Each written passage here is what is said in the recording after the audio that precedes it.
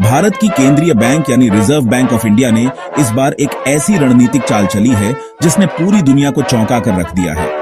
यकीन मानिए दोस्तों, आरबीआई ने विदेशों में जमा अपना जो सोना वापस मंगाया है, वो ऐसा कदम है जिसने जापान और ब्रिटेन जैसे ताकतवर देशों को भी भारत की आर्थिक सोच का लोहा मानने पर मजबूर कर दिया है।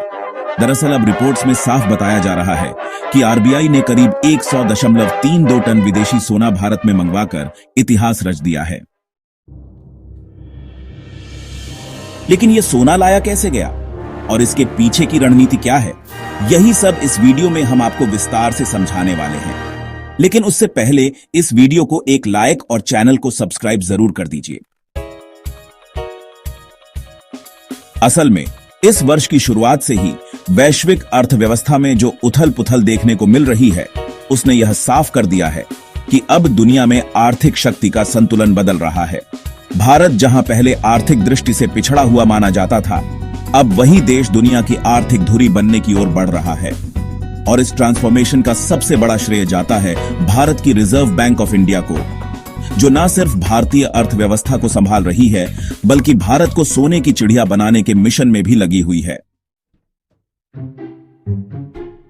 आरबीआई आजकल सोने की खरीद और उसके प्रबंधन को लेकर बेहद सक्रिय है और इसी के चलते अब भारत को एक बड़ी उपलब्धि मिली है।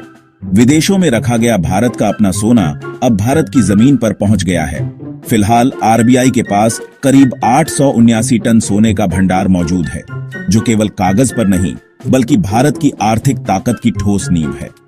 ताजा खबरों के अनुसार आरबीआई ने पिछले वित्तीय वर्ष यानी वर्ष 2024 से 2025 में चरणबद्ध तरीके से 100.32 टन सोना वापस भारत लाने में सफलता पाई है।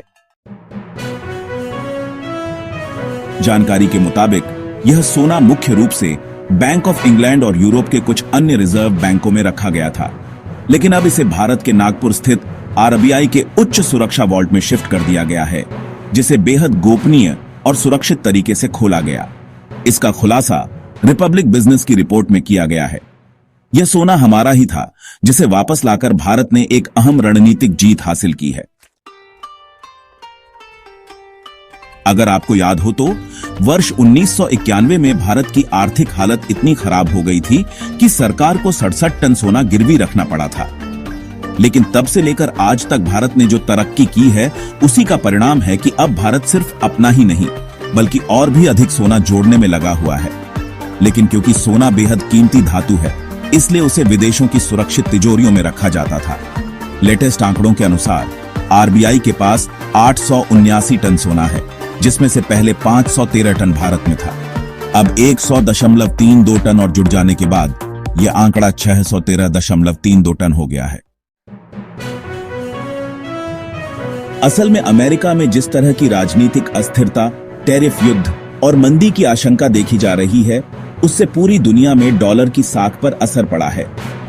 बैंक ऑफ इंग्लैंड में रखे सोने की सुरक्षा पर भी सवाल उठे हैं। ट्रंप के कार्यकाल में जब टैरिफ की मार शुरू हुई तो कई देशों ने वहां से अपना सोना निकालना शुरू कर दिया और अमेरिका की अन्य बैंकों में शिफ्ट कर दिया, जिससे लंदन की गोल्ड सप्लाई में भारी दबाव बना। भारत ने इस स्थिति को, आप जानते हैं, काफी गंभीरता से लिया और अपने सोने को चरणबद्ध तरीके से वापसी की रणनीति पर काम करना शुरू किया। इसी का नतीजा है कि आरबीआई ने अब सार्वजनिक रूप से यह बताया है कि उन्होंने 100.32 टन सोना सफलतापूर्वक वापस भारत मंगवा लिया है। आरबीआई डॉक्यूमेंट्री में जब पहली बार इस सोने की झलक दिखाई गई तो दुश्मन देशों की आंखें सच में चौंधिया गईं। इसमें बताया गया कि एक एक ईंट में करोड़ों रुपए मूल्य का सोना सुरक्षित है और हर ईंट का वजन 12 किलोग्राम है। आरबीआई के इस कदम ने, आप देख सकते हैं, वैश्विक संकेत दिया है कि भारत अब अंतर्राष्ट्रीय मौद्रिक प्रणाली में अपना प्रभुत्व बढ़ा रहा है। अगर हम दुनिया में गोल्ड रिजर्व की बात करें तो संयुक्त राज्य अमेरिका पहले स्थान पर है, जिसके पास 8,134 टन सोना है। उसके बाद जर्मनी के पास 3,352 टन है और भारत इस लिस्ट में 879 टन के साथ 8वें नंबर पर है। लेकिन भारत के घरों में जो निजी तौर पर सोना रखा गया है, उसके हिसाब से भारत नंबर 1 देश है।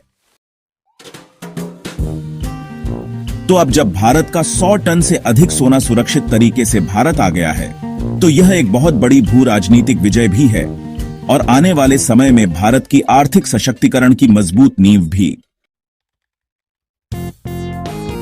अपनी राय नीचे कमेंट में जरूर बताएं। वीडियो को लाइक, सब्सक्राइब और अपने दोस्तों तक जरूर शेयर करें। जय हिंद, वंदे मातरम।